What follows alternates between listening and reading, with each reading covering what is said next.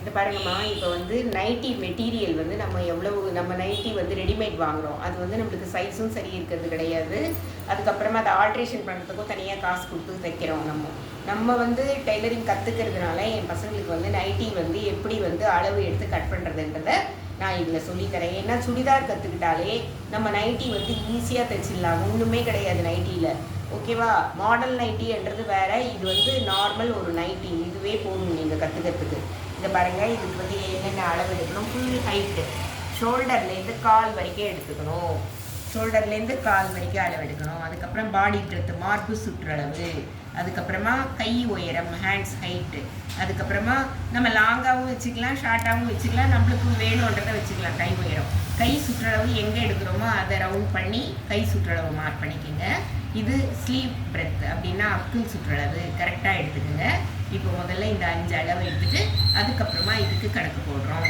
உயரத்துக்கு 2 இன்ச்சு கூட்டணும். அதுக்கப்புறம் மார்பு சுற்றளவுக்கு வந்து 8 இன்ச்சு கூட்டியிருக்கேன் நான். 6 இன்ச்சு கூட்டினோம்னா டைட் ஃபிட்டிங்காக இருக்கும். 8 இன்ச்சு கூட்டினா மீடியம் ஃபிட்டிங்காக இருக்கும். 10 இன்ச்சு கூட்டினா லூஸ் ஃபிட்டிங்காக இருக்கும். அதுதான் இங்கே மென்ஷன் பண்ணியிருக்கேன்.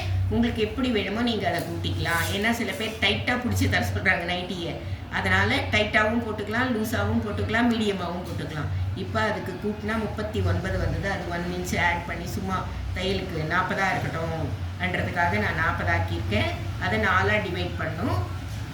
ஏன்னா நம்ம 4 மடிப்பு போட்டுட்டு தான் வரைவோம். அதுக்கப்புறம் கை சுற்றளவுக்கு கை உயரத்துக்கு வந்து 1 இன்ச் கூட்டுறோம். கீழே மடித்து தைக்கிறதுக்கு மேலே தையலுக்கு. அதுக்கப்புறம் கை வந்து தைக்கிறதுக்காக நம்ம மார்க் பண்ணுறதை டிவைட் பண்ணி வச்சுக்கிறோம்.